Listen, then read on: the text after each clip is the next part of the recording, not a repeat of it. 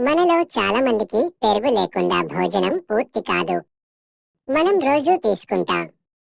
ఎందుకంటే పెరుగులో పోషకాలు పుష్కలంగా ఉంటాయి. మలబద్ధకం సమస్యతో బాధపడేవారు పెరుగు తీసుకోవాలని నిపుణులు చెబుతున్నారు. అయితే పెరుగుతో జీలకర్ర తీసుకుంటే మన శరీరానికి ఎన్ని లాభాలో ఇక్కడ చూద్దాం. పెరుగులో జీలకర్ర కలిపి తీసుకుంటే మలబద్ధకం నుంచి ఉపశమనం లభిస్తుంది. ఇది జీర్ణక్రియ పనితీరును మెరుగుపరుస్తుంది. ఆకలి లేని వారికి జీలకర్ర పొడి బాగా పనిచేస్తుంది. పెరుగుతో పాటు జీలకర్ర తీసుకుంటే కంటి చూపు మెరుగవుతుంది. ఇందులో ఉండే మినరల్స్ ఆరోగ్యానికి తోడ్పడతాయి. అంతేకాకుండా రక్తపోటును కూడా నియంత్రిస్తుంది. మధుమేహం సమస్యతో బాధపడేవారు రక్తంలో చక్కెర స్థాయిలను అదుపులో ఉంచుకుంటారు.